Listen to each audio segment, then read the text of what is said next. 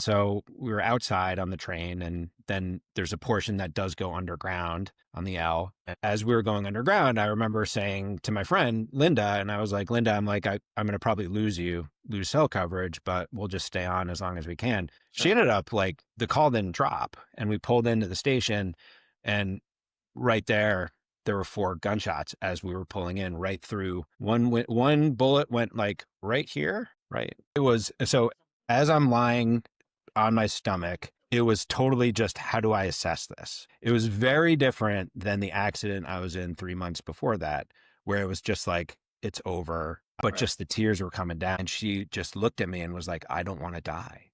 I was like, okay. I'm like, I have to get us out of this. Like it almost sort of forced me to focus and be like, okay, how do we get out of this? And so I think if she wasn't there, and if I hadn't made that connection with her, so whoever you are, whoever you might have been at the I Jackson, understand. there was a gang fight that just started one place in another part of the city, followed the train through the various stops, and it just ultimately, came to gunfire on the platform.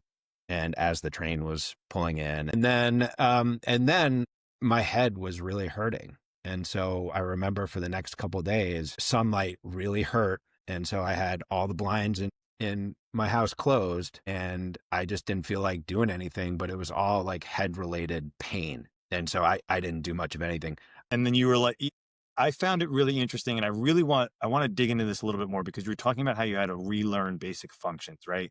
So the morning that it was bad, and when I was really probably on the verge of not making it, the whole problem was that, again, I couldn't control my mind, and therefore I couldn't control my body. And Right. so, but then, after that, after things really became dire, and the memories I have are the blood pressure machine next to my bed, 251/140 flashing, and then the priest. And so once I woke up, I was very lucky to get into an inpatient rehab center. And it really, I don't know if I would say like it saved my life, but it's right up there at the top. And everybody after I reached a certain amount of time in my own sobriety, it's time to sort of pass the torch and help other people earlier in their sobriety, right?